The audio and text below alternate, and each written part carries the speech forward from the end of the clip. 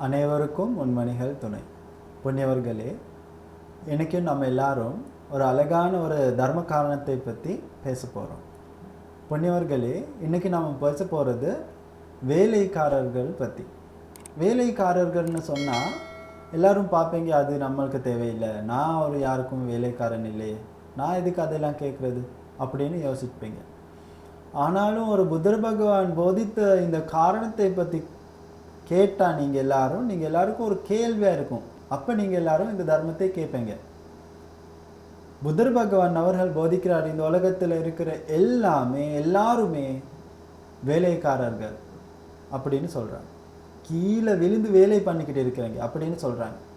நம்ம வீட்டில் வேலை பண்ணுற யாராவது இருக்கிறாங்கன்னா கூலிக்கு எடுக்கிறாங்க, அதனால கூலிக்காக என்னமாவது சொல்கிறத செஞ்சுட்டு போவாங்க. ஆனாலும் நம்ம எல்லாரும் அதுக்கும் சம்பளமே இல்லாமல் என்ன பண்ணிக்கிட்டு இருக்கோம், வேலை பண்ணிக்கிட்டு இருக்கோம் அப்படின்னு சொல்கிறாங்க. இப்போ கேள்வியாக இருக்குது தானே உங்கள் எல்லாருக்கும், நான் யாருக்கு வேலை பண்ணுறேன் இல்லையே, புத்தர் பகவான் அவர்களுக்கு தவறு நடந்து போச்சு அப்படின்னு நீங்கள் நினைப்பீங்க. ஆனாலும் புத்தர் பகவான் போதித்த காரணத்தில் ஒன்றுமே தவறு இல்லை. நல்லா யோசிச்சு பாருங்கள், இந்த புத்தர் பகவான் எதை பற்றி போதிருக்கிறாருன்னு.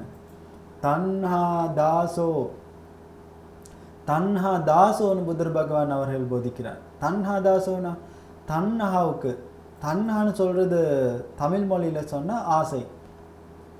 நீங்கள் எல்லாரும் ஆசைக்கு வேலைக்காரனாக இருக்கிறீங்க அப்படின்னு புத்தர் பகவான் அவர்கள் போதிக்கிறார். நான் நினைக்கிறேன் தன்ஹான்னு சொல்கிறதுக்கு ஆசைன்னு சொன்னால் சரியாக இருக்கணும். நம்ம வாழ்க்கையில் எவ்வளோ ஆசைகள் இருக்குது. ஒரு சின்ன ஆசையை எடுத்து பார்ப்போம். பாருங்கள், நீங்கள் எல்லாரும் இப்போ உங்களுக்கு என்னமாவது ஒரு அழகான இல்லைன்னா ருசியான ஒரு சாப்பாடு சாப்பிடணும், ஒரு சொசைஜஸ் எடுத்து சாப்பிடணும் அப்படின்னு நீங்கள் நினைக்கிறீங்க. இப்போ நீங்கள் என்ன பண்ணுவீங்க? எங்கேயாவது போகிற போது நீங்கள் பார்க்குறீங்க சொசைஜஸ் சமைச்சிருக்கு, யாராவது சாப்பிட்றாங்க. நீங்கள் நினைக்கிறீங்க நானும் வீட்டுக்கு போய் சாப்பிடணும். வீட்டுக்கு போய் பார்த்தா வீட்டில் இல்லை, என்ன இல்லை, சொசைஜஸ் இல்லை. இப்போ என்ன பண்ணுறது? நான் சொசைஜஸ் எடுத்துக்கிட்டு வந்து சாப்பிடணும் அப்படின்னு பார்ப்பீங்க, பணம் இல்லை. இப்போ என்ன பண்ணணும்? வேலைக்கு போகணும், சம்பாதிக்கணும், பணம் தேடிக்கணும். இப்போ நீங்கள் என்னமாவது பண்ணி யாருக்கிட்டையாவது இல்லை கேட்டுக்கிட்டு எப்படியாவது பணத்தை தேடுவீங்க. இது எல்லாமே ஒரு ஆசை வந்துச்சு, அந்த ஆசைக்காக தான் இது எல்லாமே பண்ணிக்கிட்டு இருங்க. பாருங்கள், நல்லா வேலை பண்ணுறீங்க. நீங்கள் எல்லாரும் ஒரு ஆசை வந்துச்சு மனசுக்கு, அந்த ஆசைக்காக இப்போ பணத்தை தேடிக்கிட்டு வேலை பண்ணுறீங்க, கூலி வேலை பண்ணுறீங்க. போய் இப்போ என்னமாவது வேலை பண்ணிக்கிட்டு நடந்துக்கு போகிறீங்க, யாருக்கிட்டையாவது போய் கெஞ்சிறீங்க, அம்மா எனக்கு ஒரு 100 ரூபா பணம் கொடு, எனக்கு ஒரு சொசைஜஸ் ஒன்று கொண்டு வந்து சாப்பிடணும் அப்படின்னு அம்மா கிட்டே கேட்பீங்க, இல்லை மனைவி கிட்ட கேட்பீங்க, இல்லை கணவர்கிட்ட கேட்பீங்க. இந்த மாதிரி யாருக்கிட்டையாவது போய் கேட்பீங்க. இல்லைன்னா வேலை பண்ணுவீங்க, நான் இன்றைக்கி ராத்திரி வீட்டுக்கு போகிற போது சொசைஜஸ் கொண்டு போகணும், அதுக்காக நான் இன்றைக்கி கொஞ்சம் நேரம் வேலை பண்ணணும் அப்படின்னு யாராவது கிட்ட வேலை பண்ணுவீங்க. பாருங்கள், இந்த மாதிரி வேலை பண்ணுறது எதுக்காக? அந்த சொசைஜஸ் சாப்பிட்றதுக்காக வந்த ஆசை தான். இப்போ பணத்தை எப்படியாவது எடுத்துக்கிட்டு கடைக்கு போய் சொசைஜஸ் எடுத்துக்கிட்டு வீட்டுக்கு போயிட்டு நீங்கள் என்ன பண்ணுறீங்க? இப்போ சமைக்கணும், சொசைஜஸை வெட்டணும், அதுக்கு வேண்டியான மற்ற காரணங்கள் எல்லாமே கிட்ட எடுத்துக்கிட்டு நல்லா சமைப்பீங்க. 1 மணி போகும், சமைப்பீங்க. இப்போ சோறும் எடுத்துக்கிட்டு ஒரு இடத்துல உட்காந்து நல்லா சாப்பிட்றீங்க. இப்போ சாப்பிட்ற போது ருசியாக இருக்கும், ருசியான ஒரு சொசைஜஸ் சாப்பிட்றேன் அப்படின்னு சந்தோஷப்படுவீங்க. இப்போ நல்லா பாருங்கள், நீங்கள் எல்லாரும் இவ்வளோ நேரமாக நீங்கள் செஞ்ச எல்லா காரணங்களும் ஒரு வேலைக்காரன் செய்கிற காரணங்கள் தான் நீங்களும் செஞ்சீங்க. உங்களுக்காக செஞ்சீங்க அப்படின்னு நீங்கள் சொல்லலாம். ஆனால் உங்களுக்காக இல்லை, உங்கள் மனதில் பிறந்த ஒரு ஆசை, உங்கள் மனசில் பிறந்த ஒரு ஆசை இருக்குது. அந்த ஆசைக்காகத்தான் நீங்கள் எல்லாமே இந்த செஞ்ச எல்லா காரணங்களும் செஞ்சீங்க. அப்படின்னா நீங்கள் ஒரு வேலைக்காரர், யாருக்கிட்டேயோ கீழே வேலை பண்ணுற வேலைக்காரர் நீங்களும். தன்னா தாசோ, அந்த ஆசைக்கு ஒரு வேலைக்காரன் அப்படின்னு புத்தர் பகவான் அவர்கள் போதிக்கிறார். இந்த உலகத்தில் இருக்கிற எல்லாருமே ஆசைகளுக்கு பின்னால் போய் வேலை பண்ணுற, கூலி இல்லாமல் வேலை பண்ணுற ஒரு வேலைக்காரர் அப்படின்னு புத்தர் பகவான் அவர் போதிக்கிறார். அதனால புத்தர் பகவான் அவர்கள் போதிக்கிறாரு, அந்த வேலைக்காரனை காப்பாற்ற வேண்டும், இன்னுக்கு அப்புறம் வேலைக்காரன் ஆகாதுங்க. வேலைக்காரன் ஆகுனா நீங்கள் எல்லாருக்கும் எப்பயுமே அந்த ஆசைகள் கிடைக்காதனால, அந்த ஆசைகளுக்கு தகுதான அவர் கேட்குற மாதிரி அதை கொடுக்கலனா என்ன ஆகும்? வேதனைகள் வரும், துக்கங்கள் வரும். ஐயோ எனக்கு அது இல்லையே, அப்படி சாப்பிட முடியலையே அப்படின்னு நினச்சிக்கிட்டு நம்ம எவ்வளோ துக்கங்கள் வேதனைகள் அனுபவிப்போம். பாருங்கள், நீங்கள் எல்லாரும் இப்போ அழகான ஒரு வீடு பார்க்குறீங்க, நீங்களும் நினைக்கிறீங்க எப்பயாவது இந்த மாதிரி அழகான ஒரு வீடு கட்டணும் நான் அப்படின்னு முயற்சி பண்ணிக்கிட்டு வருஷ கணக்கில் முயற்சி பண்ணுறீங்க.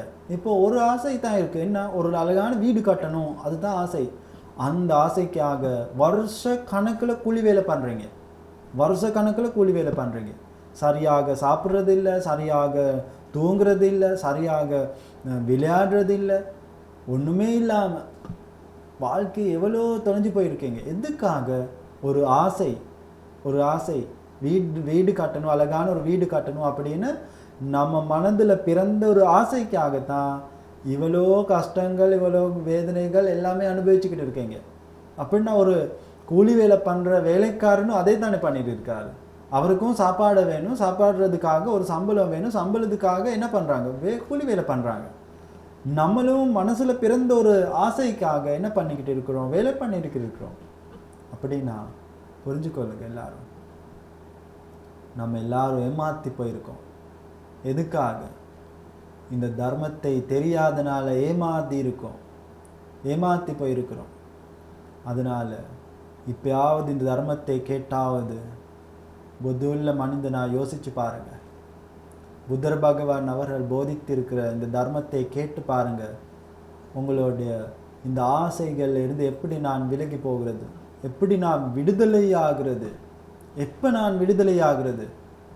எப்போ நான் இதிலிருந்து தப்பிச்சு போகிறது? இந்த வேலைக்காரனா என்னோட வாழ்க்கையை முழுக்க இதே மாதிரி வேலை பண்ணிக்கிட்டே இருக்கிறேனே, எப்போ எனக்கு நிம்மதி கிடைக்கிறது? இந்த ஆசைகள் இருந்து ஒன்றுமே எனக்கு தேவையில்லை அப்படின்னு போய் ஒரு இடத்துல உட்காந்து நிம்மதியாக எப்படி உட்காந்து இருக்கிறது? நான் எப்படி வாழ போகிறேன் அப்படின்னு நினச்சி பாருங்கள். புத்தர் பகவான் அதுக்காகவே வழிகாட்டியிருக்கிறார். இந்த எந்த மதத்திலும் யாருமே சொல்லாத தர்மங்கள் போதி புத்தர் பகவான் அவர்கள் இந்த ஆசைகள் இருந்து விடுதலையாகிறதுக்கு, தப்பிச்சு போகிறதுக்காக புத்தர் பகவான் அவர்கள் தர்மத்தை போதி இருக்கிறார். கேட்டு பாருங்க. அதுக்காக எந்த ஜாதியில் நீங்கள் வாழ்ந்தாலும் பரவாயில்லை, அது தேவையே இல்லை. பௌத்த மதத்தில் எப்பயுமே ஜாதியை பார்க்குறதே இல்லை, அது வேணாம்.